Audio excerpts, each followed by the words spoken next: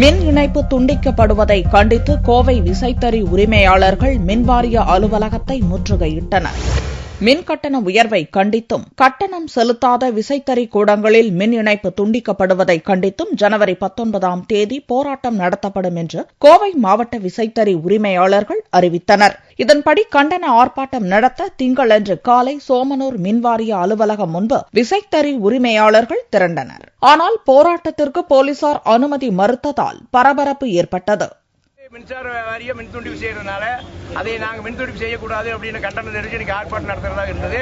அந்த ஆர்ப்பாட்டம் ஒரு நாளுக்குள்ள நாங்கள் அவகாசம் கொடுக்க முடியாதுன்னு காவல்துறை சொன்னதுனால 2 நாள் கழித்து அந்த போராட்டத்தை செய்யுங்கன்னு சொன்னாங்க. அதனால இந்த போராட்டம் மீண்டும் புதன்கிழமை அன்னைக்கு 21ஆம் தேதி அன்னைக்கு கட்டாயமா இந்த போராட்டம் நடக்கு. அதை தொடர்ந்து இந்த அரசு கவனத்துக்கு எடுத்து செல்லும் வகையில் 5 நாள் தொடர் உண்ணாவிரதம் நாங்கள் பொதுக்குழுவில் முடிவு பண்ணிக்கிறோம். கடந்த 7ஆம் தேதி முதல் விசைத்தறி உரிமையாளர்களின் வேலை நிறுத்தத்தால் அரசுக்கு 200 கோடி ரூபாய் வரை வருவாய் இழப்பு ஏற்பட்டுள்ளது.